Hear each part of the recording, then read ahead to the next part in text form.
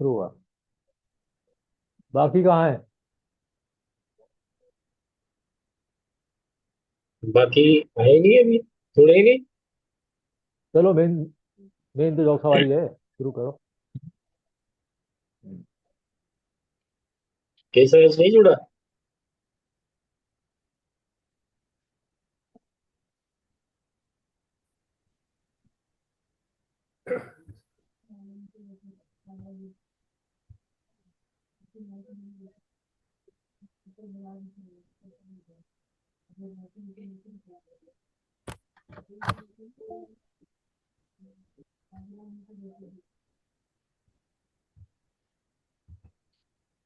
जी sir.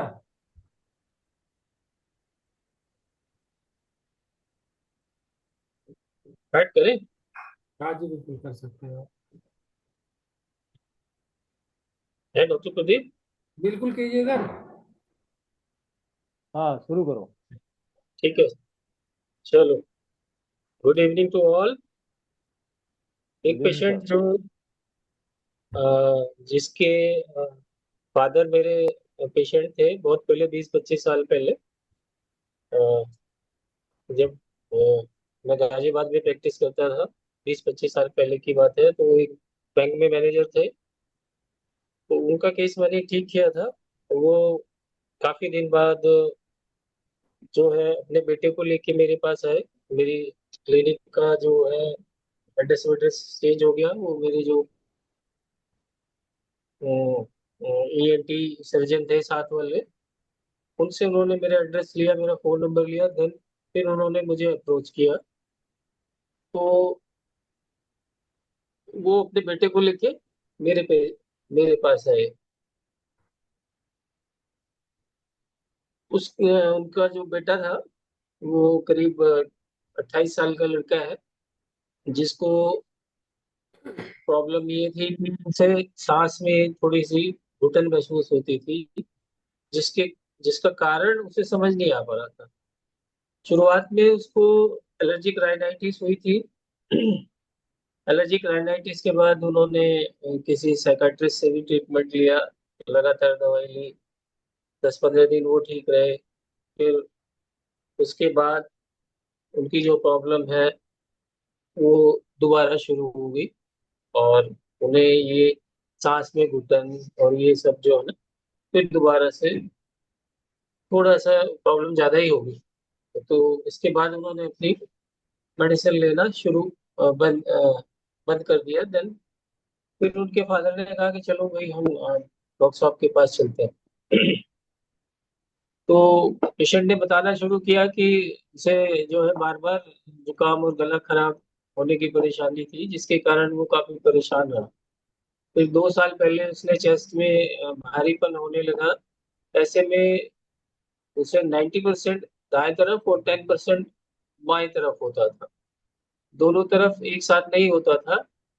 रोगी ने अपनी बात अ, ब्यौरेवार सिलसिलेवार बता रहा था, जैसे किस समय हुआ, क्या हुआ, कितनी परेशानी कहाँ हो रही है, एक्सेट्रा एक्सेट्रा। नेक्स्ट पे आ जाओ डॉक्टर साहब।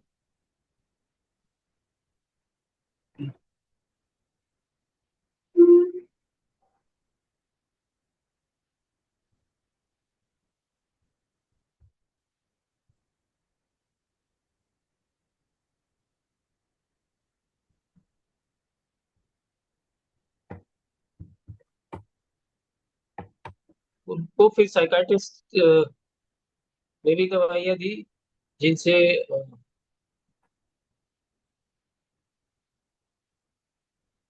गड़बड़ हो गया डॉक्टर साहब। यहाँ से चले। स्टार्टिंग से नहीं शुरू, है ना? यही है। यहाँ यहीं से स्टार्ट है ना? हम्म। हाँ। क्या हो गया? पेशेंट ने आगे बताया कि वो स्लाइड आगे पीछे हो गई है। कोई बात नहीं, आप बोलते रहो। हाँ। रोगी ने पेशेंट ने आगे बताया कि वो एक स्पेशलिस्ट डॉक्टर के पास गए, इन्होंने बताया कि ये एलर्जी है और कुछ टेस्ट कराए जिसमें कुछ चीजें से एलर्जी बताई गई। डॉक्टर ने उनकी एलर्जी का इलाज स्टार्ट किया जो कि करीब करीब 6 महीने चला, जिससे उनकी एलर्जी में तो आराम आ गया। पर जो मेन प्रॉब्लम थी भारीपन की चेस्ट में, उसमें उन्हें कोई खास आराम नहीं आया, बल्कि उल्टा और थोड़ा सा बढ़ गया। महीने से उनको पेल्पिटेशन और सांस लेने में प्रॉब्लम, सांस घुटने जैसी परेशानी भी होने लगी, जिसके चलते चलते उसे काफी बेचैनी, घबराहट और चिंता सी रहने लगी। तो उन्होंने दूसरे डॉक्टर से कंसल्ट किया। उन्होंने बताया कि आप किसी साइकाट्रिस्ट को दिखाओ और जो दवाइयाँ ले रहे हैं उन्हें तुरंत बंद कर दो। नेक्स्ट पे आ जाओ डॉक्टर साहब।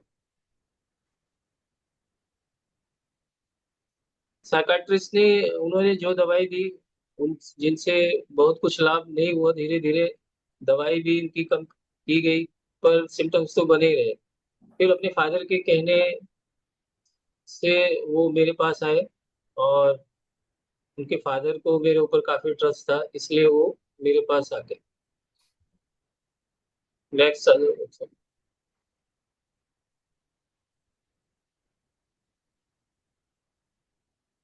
मैंने पेशेंट से पूछा कि भाई जो है आप अपने फादर के कहने से आए हो या होम्योपैथिक इलाज करना चाहते हो, इसलिए मेरे पास आए।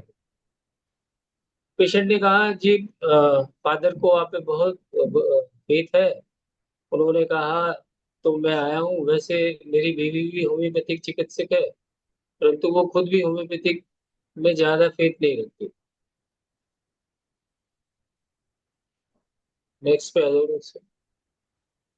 फिर मैंने उनसे दोबारा पूछा कि आपको कोई भी कह दे तो आप उस पर भरोसा करते हैं, या किसी चिकित्सक पर जो आप दिखाने चले जाओगे किसी के कहने से?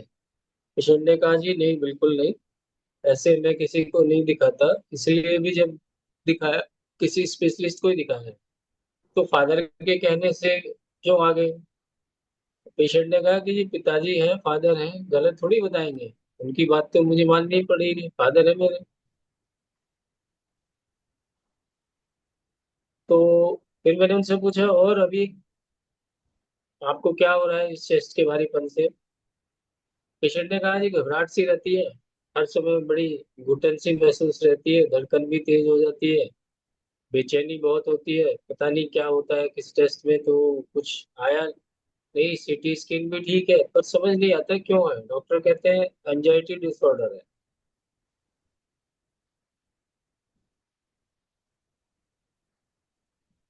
मैंने उनसे पूछा भाई और क्या सोचते हो उसके बारे में? पेशेंट ने कहा नहीं, सोचता हूँ कि क्या है ये परेशानी, जानकारी जुटाने की भी कोशिश करता हूँ क्यों होती है। वैसे मुख्य रूप से तो इम्यूनोथेरेपी जो एलर्जी के लिए ली थी उसके बाद से हुई है मुझे।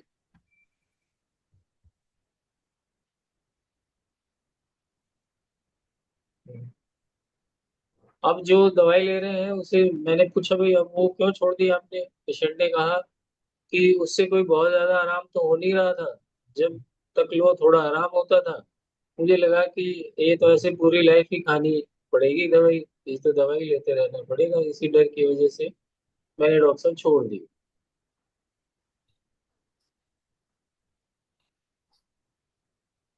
अब मैंने उनसे पूछा कि भाई अभी जो आपकी सिम्टम्स है, सांस घुटना, ये पेल्पिटेशन होने, इनसे आपको क्या परेशानी लगती है? पेशेंट ने कहा कि जी मैं आईटी कंपनी में है जॉब करता हूँ। इस प्रॉब्लम के चलते मुझसे कोई काम ठीक से नहीं हो पाता है। हर समय यही लगा रहता है, घबराहट धड़कन सी बढ़ी रहती है, ना कहीं जा पाता हूँ, ना आगे बढ़ पा रहा हूँ। बस 2 साल से वही का वही हूँ। अब तो बस मुझे डर सा लगता है कि ये होल लाइफ मेरे साथ ही शायद के लिए ऐसे ही रहेगी शायद।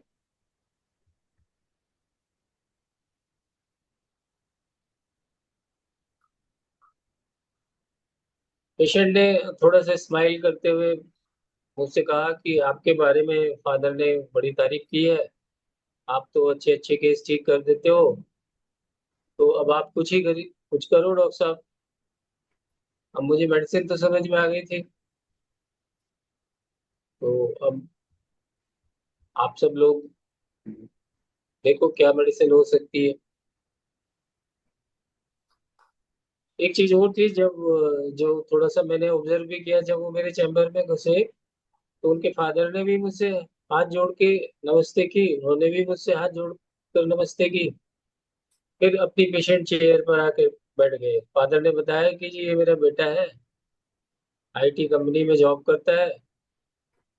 तो उन्होंने, उनके फादर ने बहुत पहले मुझसे ट्रीटमेंट लिया था, उनको स्किन की प्रॉब्लम थी, तो उन्होंने कहा जी आपने मुझे भी ठीक किया था, तो आप इसे भी ठीक करो।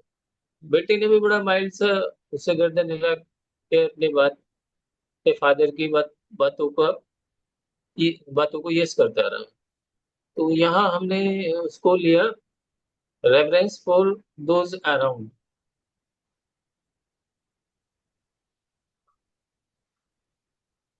और जैसे रोगी ने हर बात अपनी काफी जो है एक सिलसिलेवार बताई जी, किस टाइम कब हुआ, कैसे हुआ, डेट टाइम सब एक साथ उसने जैसे बारी बारी से बताना शुरू किया। तो उसे हमने लिया, एक रूब्रिक होता है मेटिकुलस, इसका मतलब होता है showing great attention to detail, very careful and precise.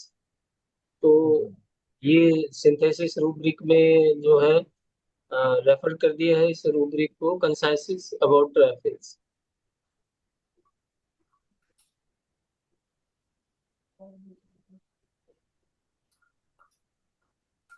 Next,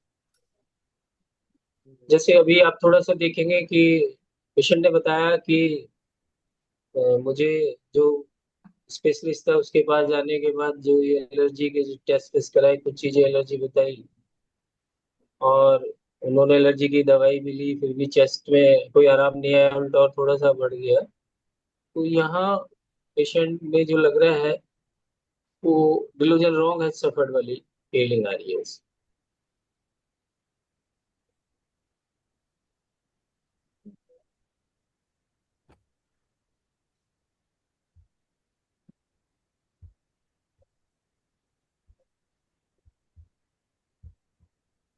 next पे आ जाओ लोग सब।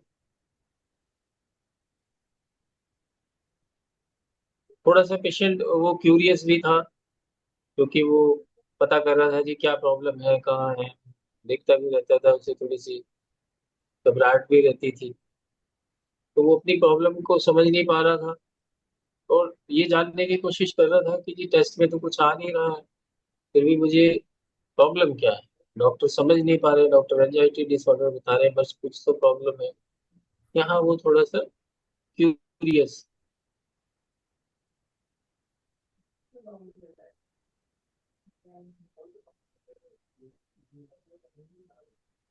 तो ये सारे, अब एक चीज और जो उसमें बहुत प्रोमिनेंट सी दिख रही थी कि जी दवाइयों से कुछ आराम तो हो नहीं रहा है। तो अभी एलर्जी की दवाई ली, थोड़ा सा एलर्जी में हो गया, लेकिन ये प्रॉब्लम बढ़ गई। कुछ ऐसे ही चल रहा है जी, ये दवाई अब मैं क्या पूरी लाइफ ही लेता रहूंगा, ठीक तो हो नहीं रहा हूँ। पूरी लाइफ अगर मुझे दवाई लेनी पड़ी तो इसका फायदा क्या है, इसलिए उसने दवाई जो बंद करी। तो यहाँ उसमें है फियर एवरीथिंग कांस्टेंट ऑफ।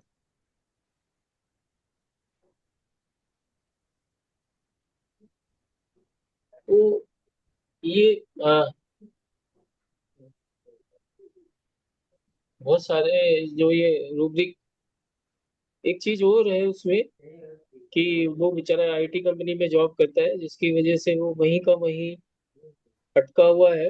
अपनी प्रॉब्लम की वजह से ना तो वो कुछ प्रोग्रेस कर पा रहा है, ना 2 साल से बस वहीं का वहीं है। तो वहाँ यहाँ उसे वो सीज्ड हो गया, डिलूजन सीज्ड एज इफ, यहाँ रूब्रिक हमने ये लिया। और delusion disease incurable he is. तो ये सारी फीलिंग उस पेशेंट में दिखाई। ये मेडिसिन वाज हायोसाइमस।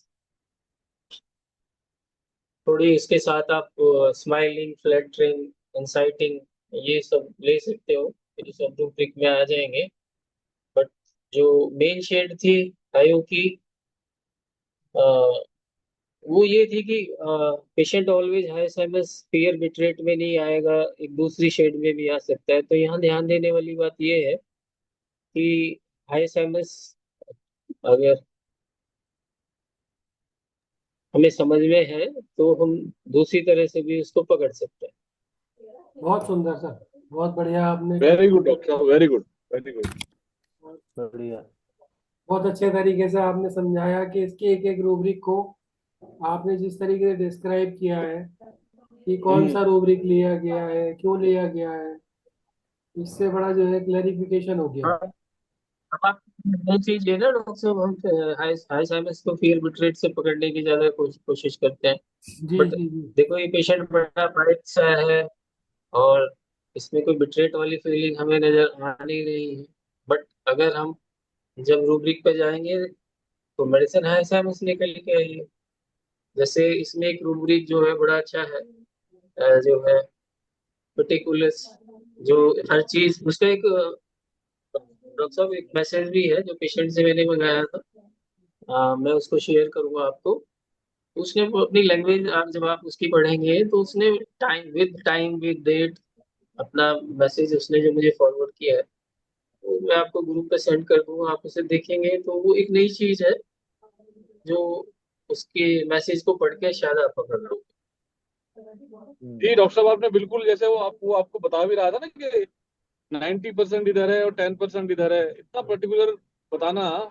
इतना पर्टिकुलर, और वो इवन ये भी बता रहा था कि सन में मुझे हुआ जी कितना पीरियड मैंने क्या दवाई ली, फिर 2022 में ऐसा हुआ, फिर ऐसा हुआ, फिर ऐसा हुआ। तो एक कंटिन्यूएशन में स्टेप बाय स्टेप वो सारी चीज विद डेट और टाइम के अकॉर्डिंग ही बता रहा था। तो ये नई चीज मेरी समझ में आई। और जी डॉक्टर साहब। आई कहीं ना कहीं पेशेंट ये इतना जो है माइंड को। ग्रुपिंग ग्रुपिंग भी लगता है, क्योंकि ग्रुपिंग वाला पेशेंट जो होता है वो अपने दिमाग से नहीं दूसरे को ज्यादा कॉम्पिटेंट समझता है और उसके दिमाग से चलता है। तो ये अपने फादर को हो कॉम्पिटेंट सकता है ना। है और बिल्कुल उन्हीं के बिल्कुल। अनुसार कार्य कर रहा है, जैसे जैसे वो कर रहे हैं वैसे हाँ, कर रहा है। बिल्कुल हो सकता है डॉक्टर साहब, बट उस टाइम वही है ना जो डॉक्टर मेरे साहब, माइंड जो में क्लिनिक में, हाँ क्लिनिक में बैठ के एकदम जो चीजें नजर आती हैं वो उस टाइम जो मुझे हम भी लगा, जो देखें तो हमें रूब्रिक बहुत कुछ मिल मुझे, जाएगा।